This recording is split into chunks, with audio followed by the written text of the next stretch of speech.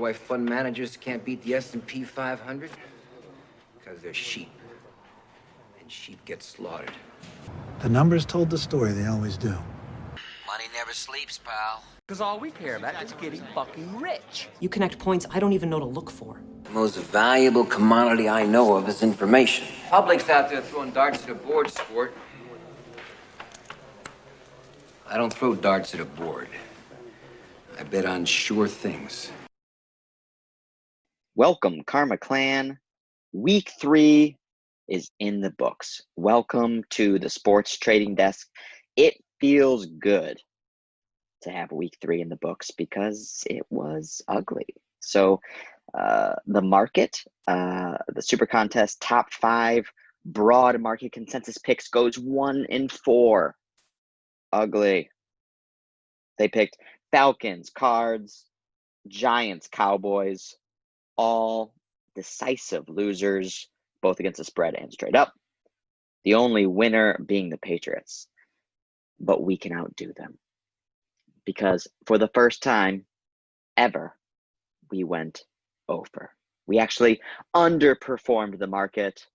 And there's a few variables, a few externalities that caused a little bit of disruption in our process this week. I was driving across the country, getting rid of my New York City apartment. Zach was flying to Germany, and Corey's got some big personal things going on, positive things, but distracting nonetheless. And so a lot of noise, nonetheless, still disappointing that we couldn't overcome some of those external obligations and distractions. So a tough week. In fact, it's so tough and we have so much noise going on around us. This is actually going to be a solo podcast. I'm the only one for today. So Zach is offline, Corey is offline, so it's just me. So we're going to keep it relatively short here since it's going to be kind of one-sided from an analysis perspective.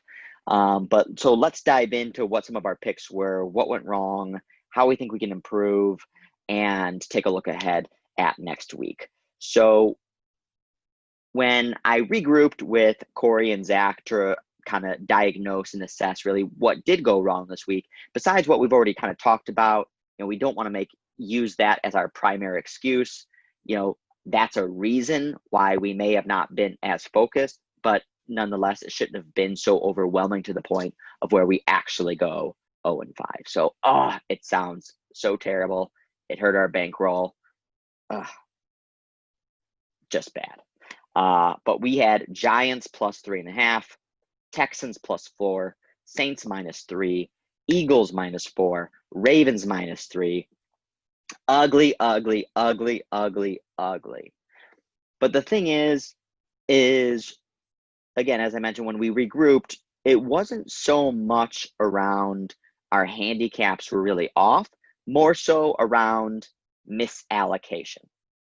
Misallocation in the sense of how we organized our most preferential picks to actually allocate into the course portfolio. Because, for instance, and again, this hurts to say, is our Circa Contest and our Super Contest picks both went 2 and 3. So those outperformed the market. Now, still underperformed our broader expectations because we want to go 3 and 2, 4 and 1, 5 and 0 every single week. 3 and 2, really at minimum. Anything less than 3 and 2 is something we're going to be really disappointed in. We feel like we're losing, opportunity to usurp the broader market leadership. This week, even though we went 2 and 3 in our contests, again, with the broader market going 1 and 4, we did outperform, even though it's kind of holding your nose sort of outperform. But again, misallocation of the games that we actually put in Sportfolio, since the Sportfolio went 0-5, and those are the picks I know that most everyone likes to follow to the most broadest extent. So why did we have these picks in there? So Giants is a game that we had in pretty much everything. So it was probably our number 1 favorite pick, and it was the biggest loser. So clearly there was a misalignment there. The things that went wrong in this game were the types of things that we knew that could go wrong. So pretty much any time that we bet the Giants, we know that we are betting on Danny Dimes. We are betting on a rookie head coach. We are betting on a team that has a porous defense, that lacks talent in key components of the offense, that is suffering from injuries. Both Sterling Shepard and obviously Saquon Barkley were obviously out of this game, as well as missing some key defensive players like Jabril Peppers, who went out in the first quarter. So, a lot of holes on this team. Of course, there was even more on the Niners.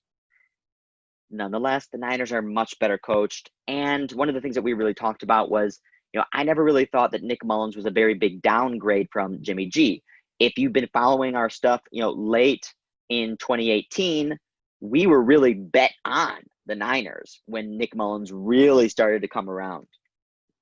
And it's you can't definitively say that moving from Jimmy G to Nick Mullins is a material downgrade. If anything, it's probably neutral, possibly an upgrade. But the same things that came into play, which were some of the things that could have come into play if the Giants were going to lose this game and lose this game definitively, was Danny Dimes' turnovers, the defense getting ripped apart, playing lazy football, playing slow football, and being outcoached. And kind of all three of those things came into play. The Giants hung around for a quarter and a half, maybe flirted with covering, into halftime, and stretched a little bit into the third quarter. But the Niners pretty much maintained control of this game from start to finish. This was a game that just didn't work out. I'm not too disappointed in our handicap, though, because we understood that this is a type of outcome that could have happened, and we took those chances. Moving on to the Texans. Texans were up 14-3. We're up 21-17 late in the game. Then we're up 21-20, and kind of just got shut out there in the latter half of the game. The defense just got really just run over by the Pittsburgh offense in the second half. Again, when we bet the Texans, we know that they have Deshaun Watson. They have some offensive talent. They have some talent on the defensive side. But the biggest weakness is always going to be B.O.B., Bill O'Brien, and his poor coaching and his inability to make halftime adjustments. And, when you bet the Texans, sometimes you have to roll the dice on that. And the Texans opened up +6. There was some sharp money on the +6. Bought it down to +4, so we didn't get the best of it. We didn't think that it was necessarily going to come into play in this game. It was either the Texans were going to play super competitive and probably win this game outright. Didn't really matter about the points, so we weren't really concerned about that. And the points didn't come into play. So whether you got +6 or +5 or +4, all were losers.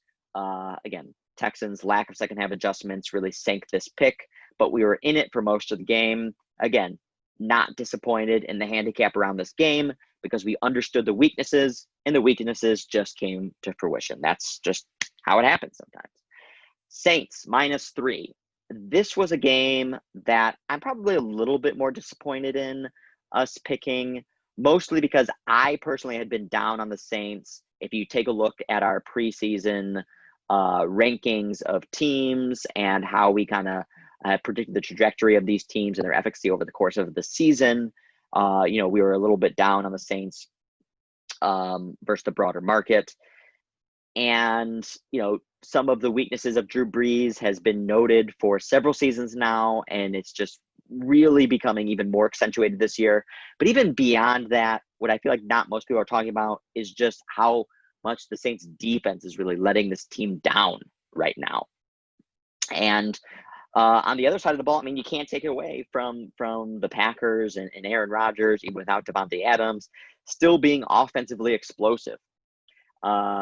Now, you want to say the Saints have a good defense. That's what we know them as. They have talent on that defense. They have named stars. They have good coaching. But they have not played well defensively all season. So these are the types of things that can shift from season to season. And I think we've been handicapping them wrong The market's probably been handicapping them wrong. Now, they've also suffered from a few injuries here and there as well. Marcus Davenport missed the game. But even still, not enough excuse for this defense to be this bad. So when you look at the Packers side of the ball, say you now are handicapping the Saints defense as average to worse than average, then the Packers have played 3 miserable defenses in a row. Now, you still can't take away from the offensive explosions, because even some teams will play bad defenses and they still do not put this type of points on the board or are this efficient.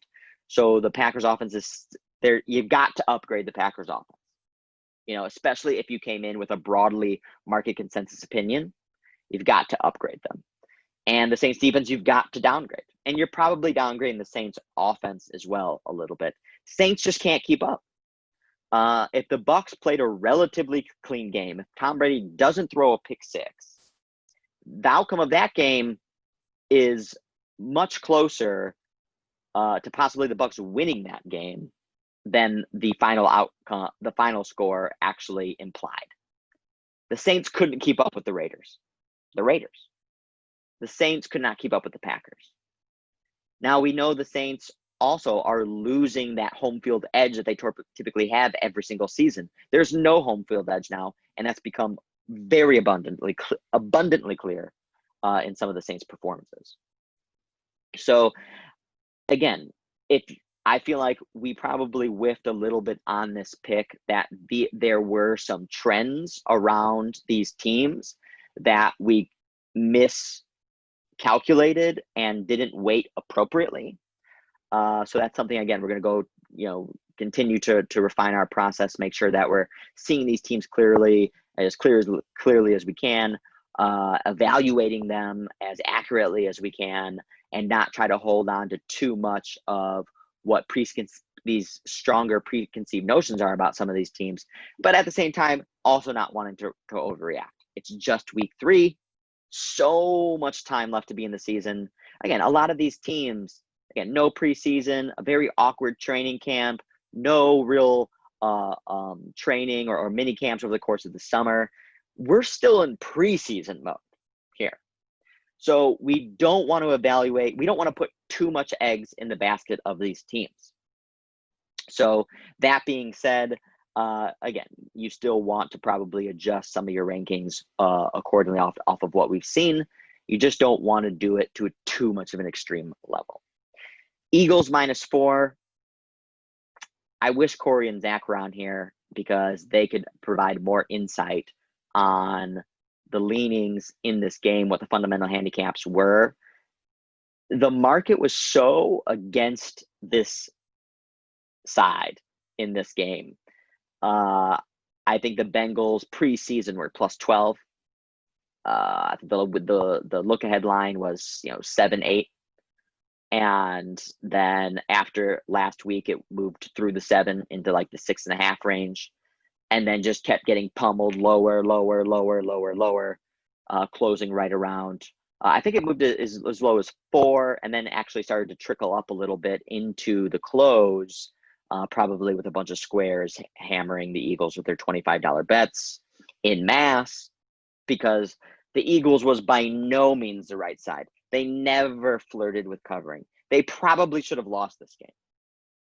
So Wentz has looked miserable 3 weeks in a row now, versus varying levels of competition. Wentz probably should have thrown an interception on their own side of the field in OT, that the Bengals probably should have won this game. Bengals probably should have won the Chargers game. Bengals would probably be 2-1. Bengals have a miserable defense. Eagles could not capitalize. Wentz could not capitalize. Now, we understand they're struggling with injuries. Tons of teams are struggling with injuries, but there's been no adapting. The depth has been terrible. This team looks just so out of sorts, and it's hard to not blame Peterson and the coaching staff, especially when it comes to conditioning and some of the workout routines and however they're preparing these players' bodies, because the Eagles have suffered from injuries multiple years now to a devastating extent, to the point where it compromises the entire integrity of the team, of the playbook, where they literally don't have the personnel on the field to actually execute some of the ideas that they want. So they have to literally slice out only a portion of the playbook in which with to operate and execute their game plan with, which obviously, of course, that's going to stunt the growth of the team. It's going to stunt their probability of being competitive versus any NFL team. So this was a game that was never competitive. Terrible pick, probably one of the worst picks. And it was a game that I couldn't bet the Bengals in this spot. I that's not something that I would have done. But, there was other points driving the Eagles into the allocation, and there was just a mistake including Eagles in core, no doubt about it. We didn't have core in our contests for many of the reasons that I just outlined. But we felt like there should probably be at least some exposure to the Eagles in some of the some of the portfolio, some of the exposures that we manage. It found its way into this portfolio. It's a loser. It was a loser from start to finish. So that's 0-4. And then Ravens, -3. This was an opportunity for us to capitalize on our broader macro view on the Ravens and Lamar Jackson, and that when it really matters, this team's going to fall flat, which we've said over and over, which we pounded the table on, especially last year. And this was an opportunity to really express that opinion, and we did it. And this was not a play on the Ravens. This was a play against the Chiefs' defense. This wasn't even a play against the Chiefs' offense, which has looked clunky in the first 2 weeks, but we knew that that wasn't an expression of the team not playing well. It was an expression of using a vanilla playbook. I mean, the plays just weren't explosive. Mahomes wasn't going deep. They weren't using creative crossing patterns. So we knew that was to come, and this was probably a good spot for them to do that. We expected a good Chiefs performance, a good Chiefs offensive performance. What we miscalculated was that the Chiefs defense was really going to come together. They were going to have a great game plan, and that they were going to be able to stop the Ravens offense in a meaningful way, especially on the ground. And that's what they did. And the Chiefs defense has been known to show up in big time spots. And that's especially last year. And that's what they did in this game. Completely shut down the Ravens offense. Completely shut down the Ravens run game. Completely shut down Lamar Jackson. This was a miserable showing by the Ravens. In fact, I mean, I'm surprised, even as a Ravens truther, that they played this bad, that they were coached this poorly, that their game plan misfired this to this extent, to the downside. I mean, this was a massive miss, massive underperformance. I think the final score doesn't even really do it justice of how bad the Chiefs dominated this game. A few Chiefs misfires, if they don't turn the ball over, the Ravens don't get short fields. They can't even move the ball down into the red zone and into the end zone. This could have been 49-10. This could have gotten super ugly. That's just how big of the separation was in this game. Now, I think that was a great Chiefs performance and a miserable Ravens performance. It's not necessarily reflective of either's substantive talent levels or is predictive on how a matchup between these two teams would be again in the future. Obviously, I would expect a better Ravens performance. But nonetheless, again, Chiefs defense showed up big time. That was surprising. That outperformed our handicap. That's what sunk this pick. And that is how you get to 0-5. That is the anatomy of an 0-5 week.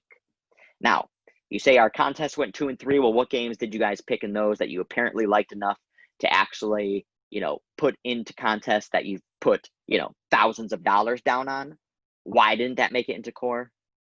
It just didn't. But we liked the Panthers a lot. That cashed for us. And then we also liked the Bears, which also cashed for us. That really helped us from that perspective. Again, we had the Giants in there. That was a loser. We had Saints in there. That was a loser. And then we had Ravens in there as well. And that was a loser. So some tough ones. It was definitely a tough week. Again, given all the different kind of noise that we have around us this week was definitely not helpful. It was definitely a detractor from some of our, the way and the expectations of the way that we want to execute. But it is what it is. We're going to improve on it, and look forward to getting back to it this week. When unfortunately we are still going to have a little bit of distractions going on. I'm going to be traveling. Zach's still in Germany. He's not going to actually come back for at least another 2 weeks. And then Corey still got some stuff going on. So we're really going to try and overcome some of these variables this week that we struggled with last week. Ensure that it tries to not impact performance in the same way that it did this week. But just, as a disclaimer, some of those same things that were affecting us last week are still going to be present this week. But I think in the following week, it will start to clear up. And of course, we want to, put down great performance on paper. So, we're struggling with this just as much as anybody is who might want to be relying on us to provide actionable advice on how you should position your own bankrolls and which teams you should lean in and out of moving forward. So let's move on to next week, and I can provide some of my initial thoughts, my initial leans. You can kind of get some of our preliminary, at least my preliminary perspective. So we start with the Thursday game, Broncos-Jets, Broncos at Jets, tons of injuries. Looks like the line is currently even right now. I can't guess the lines this week since I'm looking right at them. I'm telling myself about the games. So we won't have that fun component this week. So I saw this line jumped up as much as 3. This is obviously a shit show of a game. If it was, I'm probably going to, I don't even really want to have an opinion on this. I probably have to look a little bit closer at exactly what the injuries are. People are saying that the Broncos are super injured, but I know the Jets are, one of the most decimated teams that there is. I'd probably lean Broncos here if you're getting any points. Again, it's at a pick 'em right now, so I don't know if we're going to move that way. I understand Brett Rippon is supposedly going to be the starter. I wish Jeff Driscoll was a starter. If Jeff Driscoll was a starter, I would definitely bet the Broncos, no questions asked. I like Jeff Driscoll. I don't think he played that bad. He had some bonehead mistakes versus the Bucs, but the Bucs is a great defense. That's a top 10 defense. So I don't discount, and beyond that, he didn't play that bad behind some like kind of highlight reel idiotic decisions that I feel like is making that performance look worse than it actually was. Brett Rippon, it's hard to rely on him. So this is definitely probably a stay away game. It's Thursday night, COVID, injuries, 2 bad teams playing versus one another. It's just not a great cocktail of success there. Colts at the Bears. Bears plus 2.5. If this got to plus 3, I'd bet the Bears. I can't say I love Nick Foles, but he's definitely an upgrade over Trubisky. Just for the plain fact, I feel like he's got better talent. He's a better decision maker. He sees the field better than Trubisky. He's not as mobile, but I feel like he's able to execute this offense probably better than Trubisky can. The Colts they've dominated the Vikings. They dominated the Jets. Obviously put in that very questionable performance versus the Jags. I'm probably still going to lean Bears here. I think Phillip Rivers is a turnover machine. And even though the Bears defense hasn't played particularly well this season, I think they can step up in moments. And I think they will be able to take advantage of Rivers. If this gets to +3, I would definitely like the Bears +3. I don't know if we're going to get there, though. Saints on the road versus the Lions. Lions +4.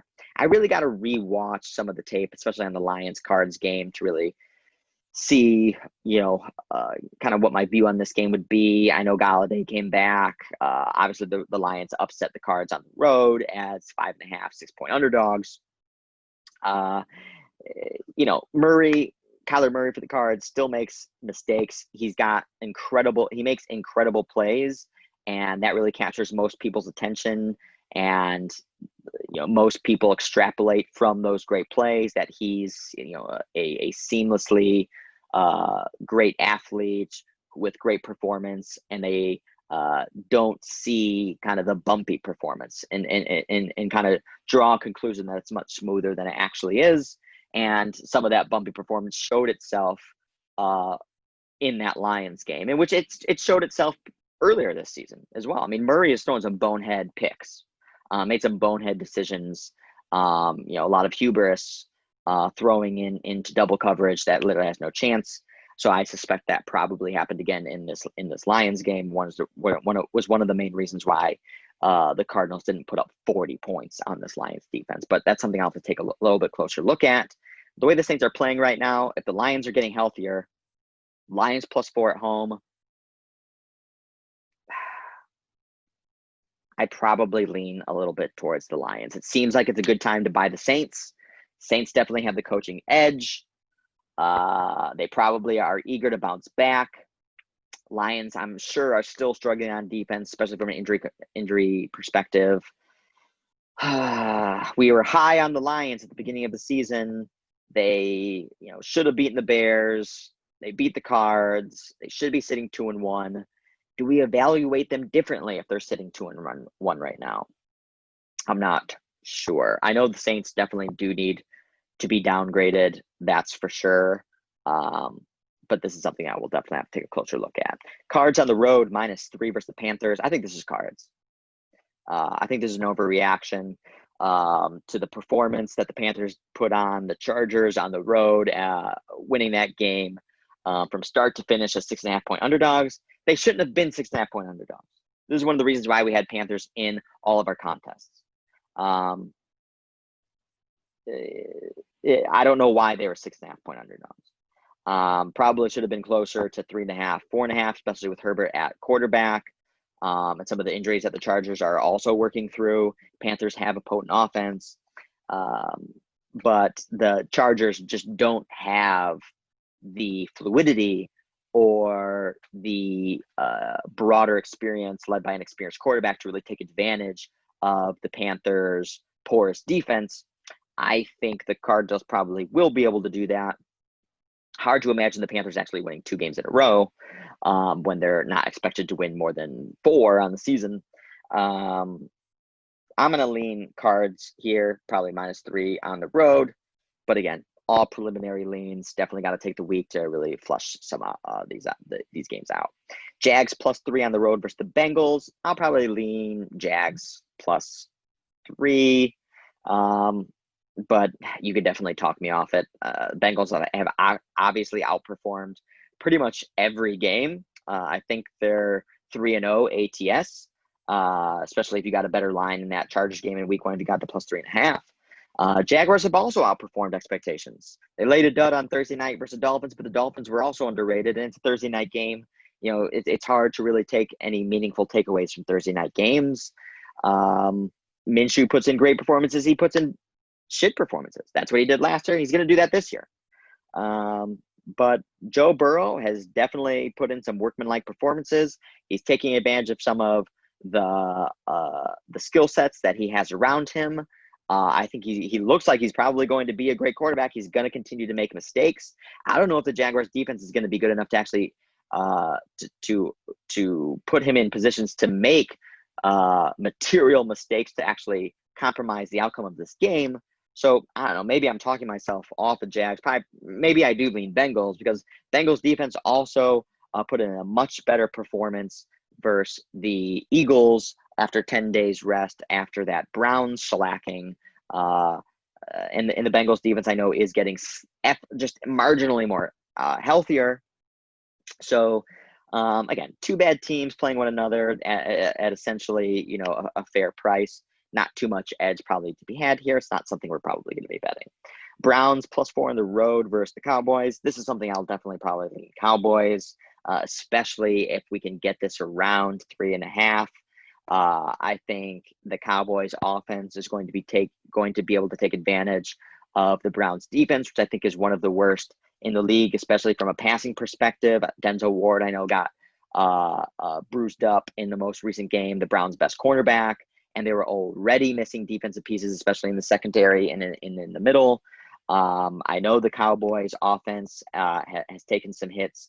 Offensive lines particularly has taken some hits, but I think that the game plan will allow Prescott to have quick snaps, quick passes, and they'll be able to take advantage of the Browns defense much as the Bengals were able to. Now the Cowboys defense also bad, but I just don't think the Browns are still have the same synergies as they will later on in the season with this new coaching staff.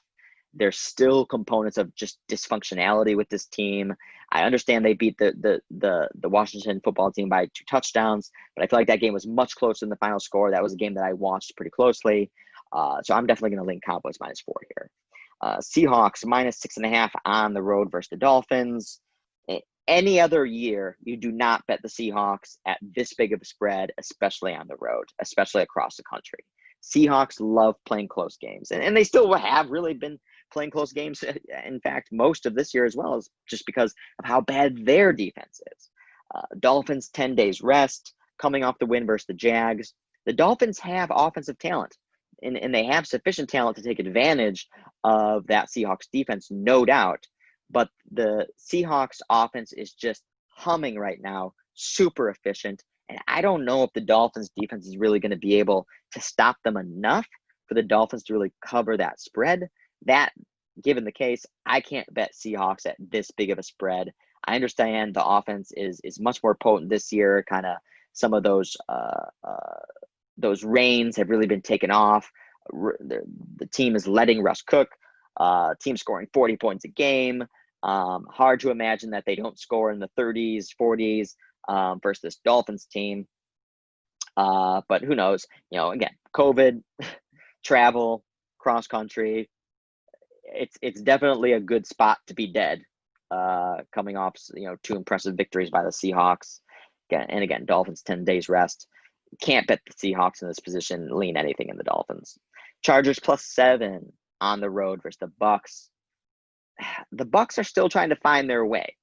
Again, they covered the spread. They beat the Broncos, but the Broncos are dealing with their own issues.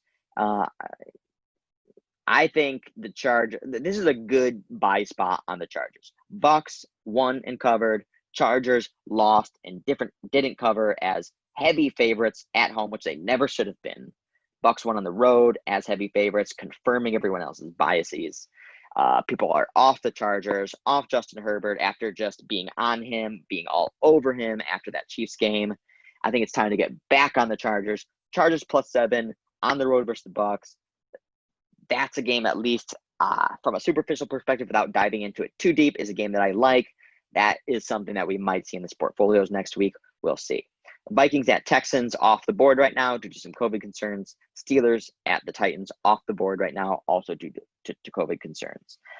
Ravens on the road -13 at Washington. Chase Young left the game. I know Matt Ioannidis is out for the season, so 2 hits against the Washington defensive line. Got to follow up to see what Chase Young's performance looks like.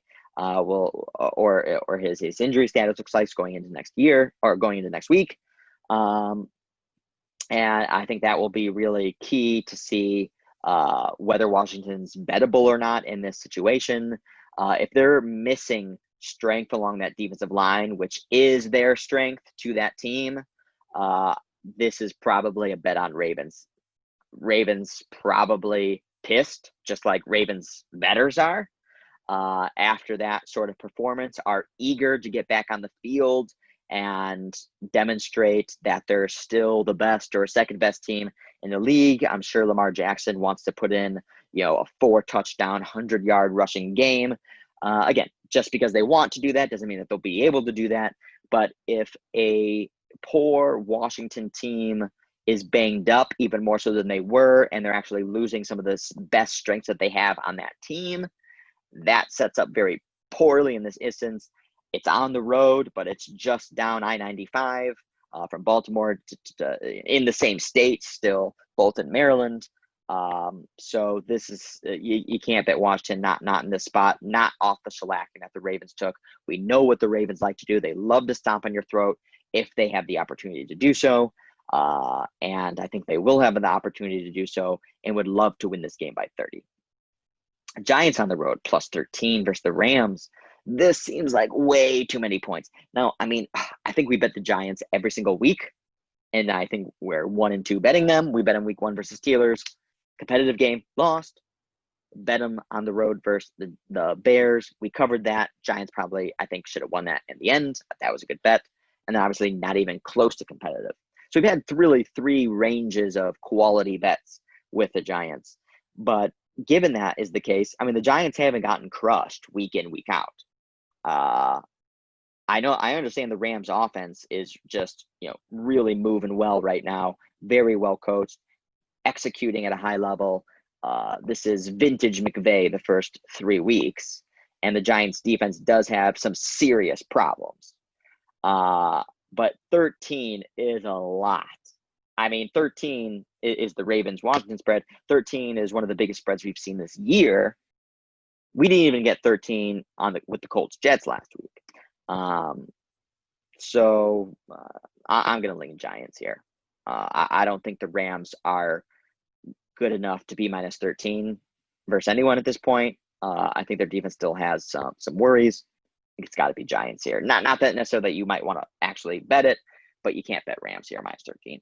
Patriots on the road plus 7 versus Chiefs. I think I got to take the Patriots. Same kind of reasoning with the Ravens kind of in a bounce back spot. This is a flat spot, I think, for the Chiefs. I think the Patriots will, really great to kind of see the Chiefs actually open up their playbook, start to reveal themselves a little bit more right before playing Bill Belichick, giving him that opportunity to see, a more exposed Chiefs team to be able to better prep. I think the Patriots put in a rather vanilla game versus the Raiders last week, probably looking ahead to this game, and still were able to beat the Raiders by double digits. Getting a whole touchdown here versus the Patriots. I think this is slam dunk Patriots. I think this is a great spot. I think the Chiefs are definitely going to be able to score, but like the handicap going into last week versus the Ravens, we didn't think the Chiefs defense was really going to be able to stop the Ravens defense. They put in a great effort. They put in a world effort. They were totally prepared, great coaching, but I don't know that they can put that type of performance in back-to-back weeks because the talent still just isn't there on this defense to be able to do that. I don't think they'll be able to stop Newton and co, especially on the ground. I think this is a really good spot to take the Patriots plus 7. Bills minus 3 on the road versus Vegas. I think this is a good spot also for the Raiders. Bills flirted, crushing the Rams, let them come back, and still got the victory. But now they got to go on the road, cross the country. Vegas, I think, going to be excited to be back home where they opened up the stadium a couple of weeks ago and got that great victory versus the Saints. Raiders played some competitive football for a little bit with the Patriots, but just were outclassed, which is nothing to be ashamed about. I think this is a good spot to show a little bit of a flat showing by the Bills. I think we saw some of the opening on the Bills-Rams where the Bills can play a little bit flat for prolonged periods of the game, let teams come back in. They let the Dolphins come back in. They almost let the Jets. I mean, they dominated the Jets week 1. And the score didn't reflect it because the Bills didn't capitalize the way they should have been able to. Then the Bills play the Dolphins. Again, ended up winning that game by double digits. Great for them, but they also let the Dolphins hang around. Dolphins actually even took the lead. I think if the Bills let the Raiders hang around for too long in this game, the Raiders will be able to cover this +3, especially at home. So I'd probably lead Raiders here +3. Eagles +7 on the road at the Niners. I feel like the Eagles are unbettable at this point in time. And usually when that's the case, that is a bet on opportunity.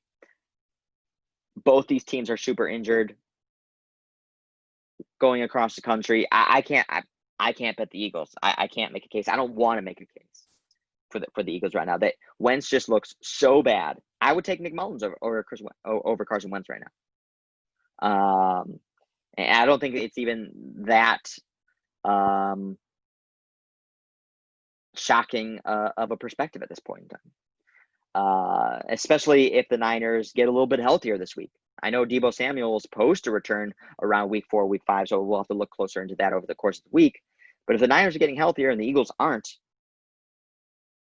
it's hard not to lean Niners. But 7 is a lot of points.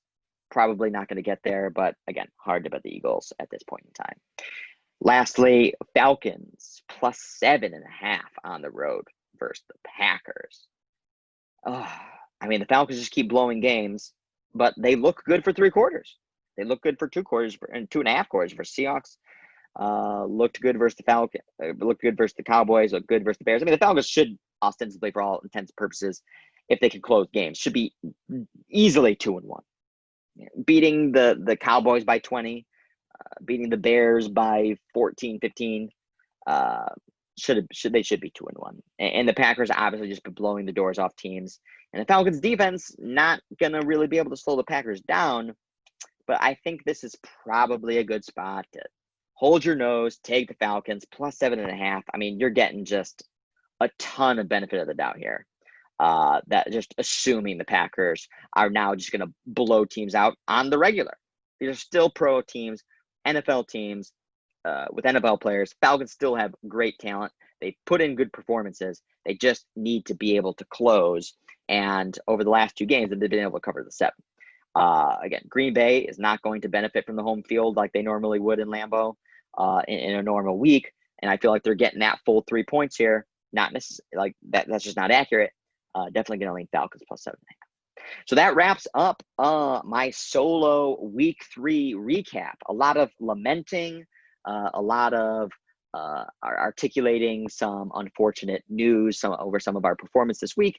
But hey, it's something that you just gotta, you have those weeks. You gotta make sure that you don't sulk on it too much. You just want to make sure you learn from it. You dust your shoulder off. You move on, and that's definitely what we're gonna do moving forward. And again, we hold ourselves to a very high standard, but we can take some solace in the fact that, again, the broader market also got crushed this week, went 1-4.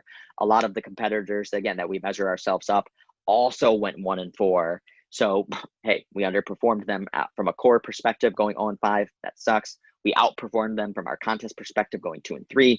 And again, not as much bad handicapping. There were spots of bad handicapping, no doubt about it. And we want to improve from there. But I think the poor outcomes that we saw, especially in core this week, more so from a tactical allocation perspective about which games we actually slotted where. And that's just kind of, the bad roll of the dice there. So with that, we'll close and we'll see you next week. And that's the closing bell. Take care, guys.